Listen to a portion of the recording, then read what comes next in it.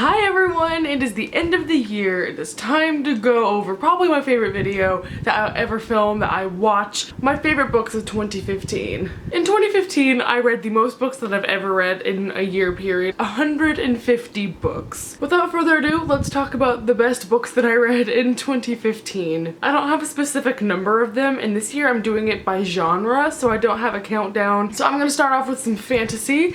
So the first book that I really loved this year was In Ember in the Ashes by Sabaa Tahir. This book follows a girl named Laya, and it's also in dual perspective with a guy named Elias. This girl's brother gets captured by the government because of something he is up to, and so she decides to collaborate with the rebels of their society. The rebels thrust her into this military district where Elias is, and she has to spy on them. This is a beautiful book. The plot was enticing, the characters were so rich. I absolutely adored the way this story was told. Not a lot of fantasies grip me and make me feel attached to the characters and acquaint me with the world easily, so this was easy to follow, but it was still very vibrant and rich, and I really enjoyed it. I cannot wait for the sequel, A Torch Against the Night, I think it's called, or something like that.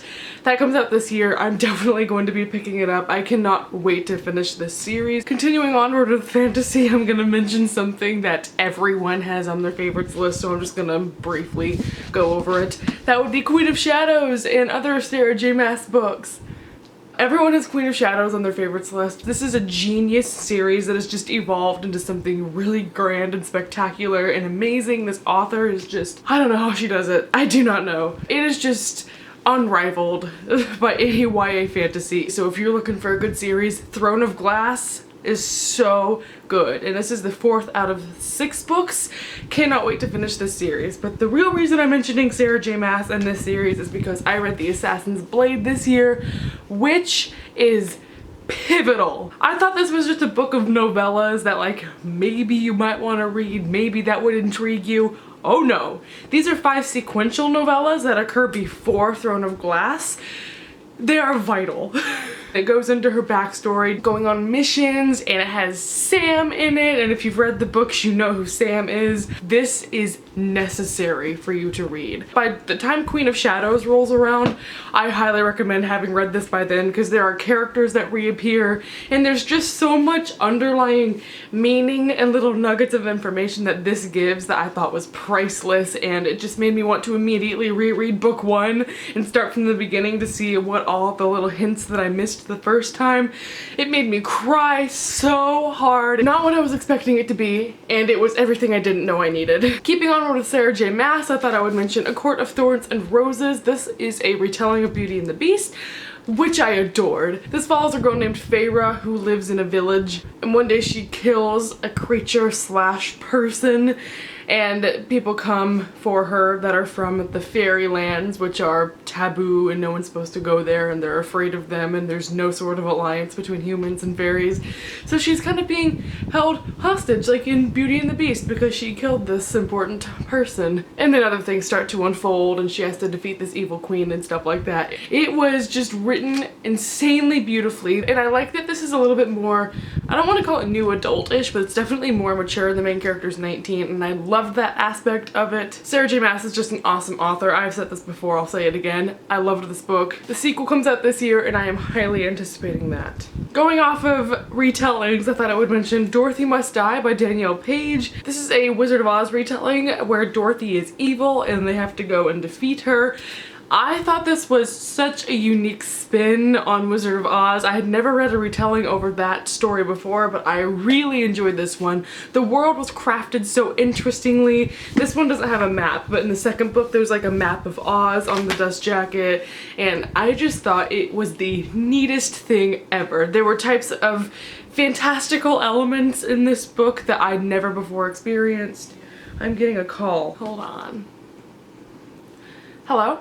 I'm filming a video. I just thought this was a really unique spin on a classic tale. I loved the characters, I loved the writing, I loved the world. I just thought it was overall done very interestingly and very well. The plot was addicting, this main character was relatable. I have not read the second one. I don't know where it's gonna go from here, but I'm excited to try it out because this was really well done and it surprised me how much I liked it. Let's hop over to some paranormal books. Let's talk about The Darkest Part of the Forest by Holly Black. This book is so underhyped and I just need people to start reading it because it is amazing, deserves all the love.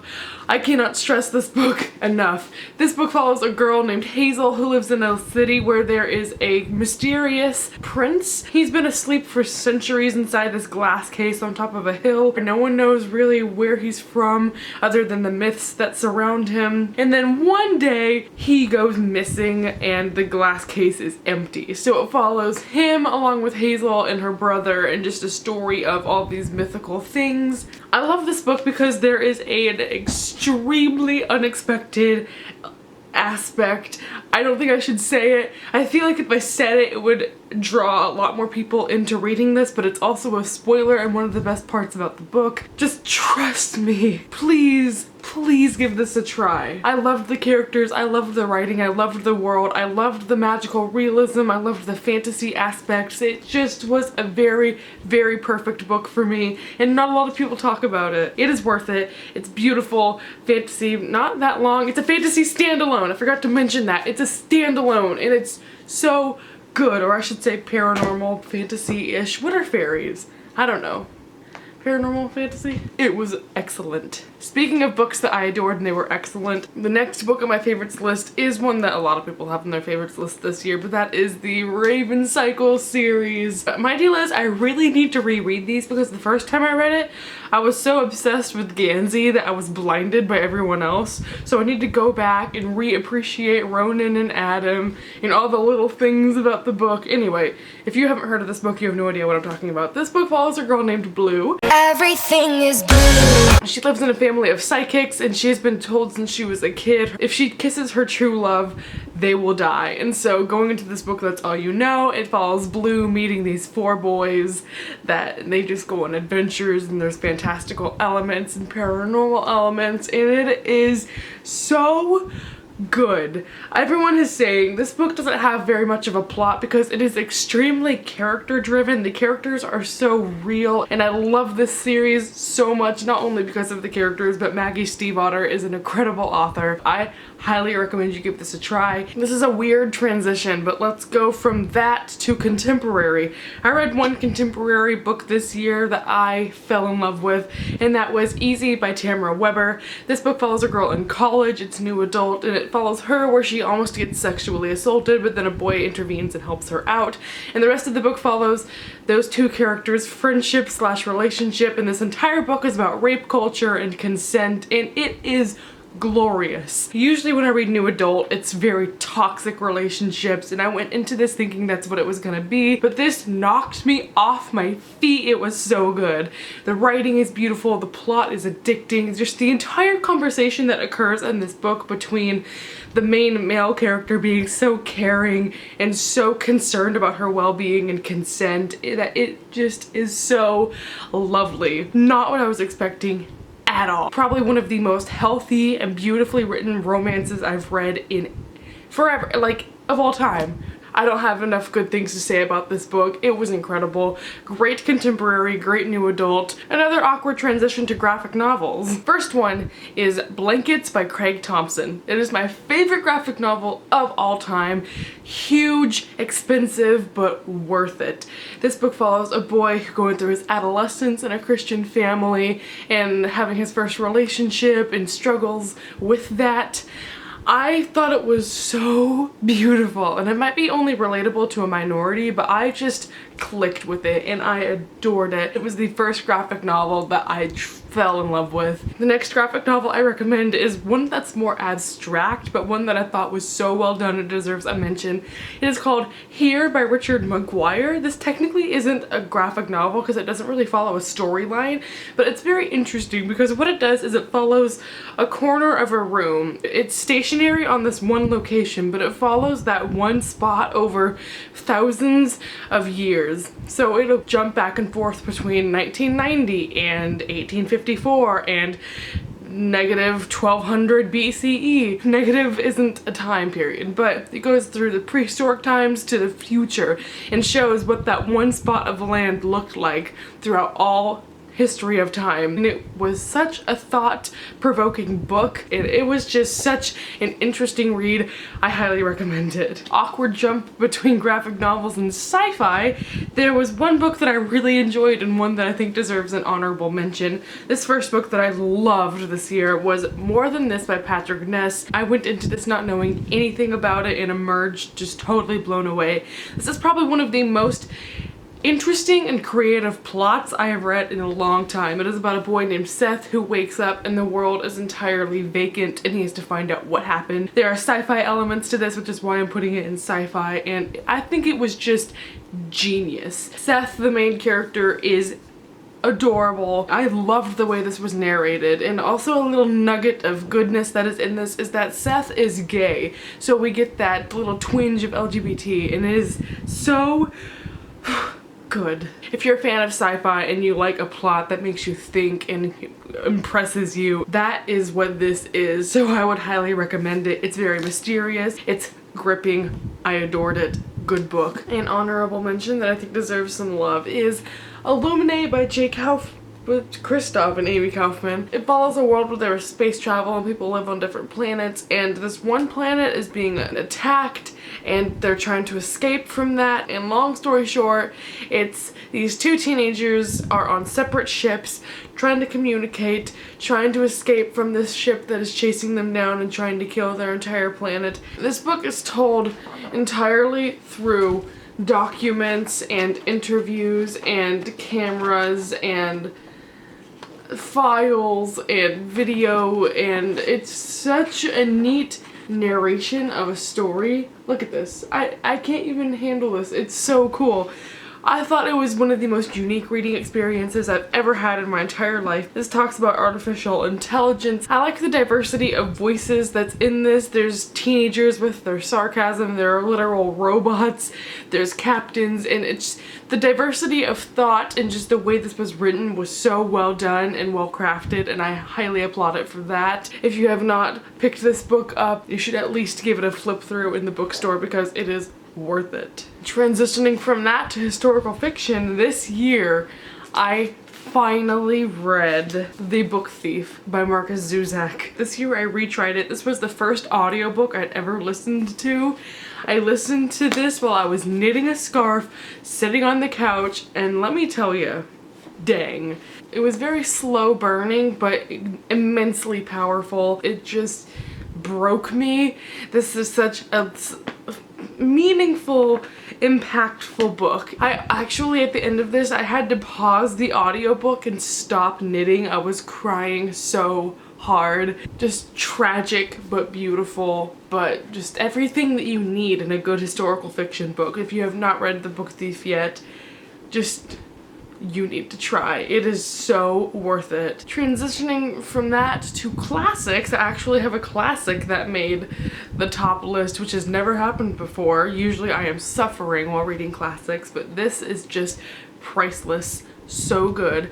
The Awakening by Kate Chopin changed my life. It follows a woman and her family and feminism and liberating herself. I never adore classics, but I loved it. This is probably some of the most beautiful writing I have ever read in my life. The characters were so immensely deep and thoroughly written. The plot is surprising. I can't think of enough adjectives to describe this. It's that good. The ending was shocking and beautiful, and the entire thing is so meaningful and passionate, and it really puts a foot in the door for feminism, and I just applaud it so much for what it's worth. I loved it.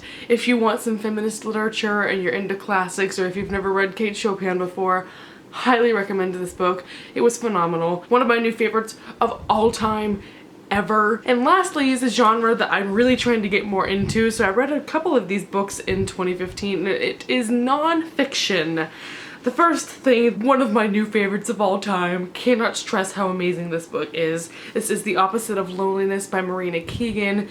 This is a collection of essays and short stories, and as you can tell by my sticky tabs, I am in love with this book. Marina Keegan is a girl that graduated from college but then 5 days later was tragically killed in a car accident. The Opposite of Loneliness is an essay that she wrote for a speech for her college, and she read it at graduation, and it is heartbreaking material because she's saying, here, I'll quote this word for word, it gives me chills every single time. We are so young. We are so young. We're 22 years old. We have so much time. Like, I'm getting tears thinking about it, but it's so powerful, and even the short stories are so incredibly well written, and I wish that she could have lived her dream of being an author and writing things, because she is so good at writing. There's so many things in this book that made me think. There's so many things in this book that I wish could have seen the light of day to its full potential. It's so deep. It's so good.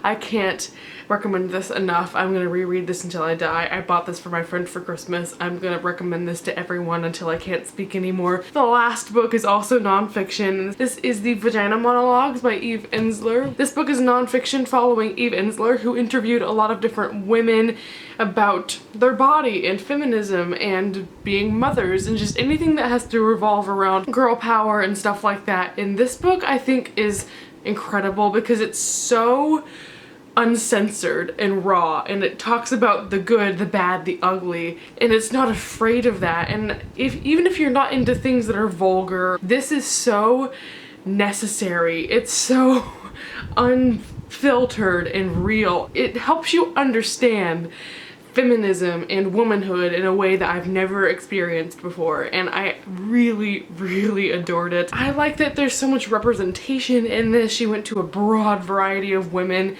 in many different places and races and ages and asked them all sorts of different things, and the answers are startling, are beautiful. I'm starting to get to that phase of my life where I'm getting so tired of reading the same YA books over and over, so I'm venturing more into adult and nonfiction and graphic novels. So if you have any recommendations for me, you should let me know. In the comments, let me know what your favorite books of 2015 were. I hope 2016 will have a lot of good things in store for us, and I'm excited for another year of videos and reading and getting to know new people and just experiencing life, you know? Just the best things. Goodbye, everyone.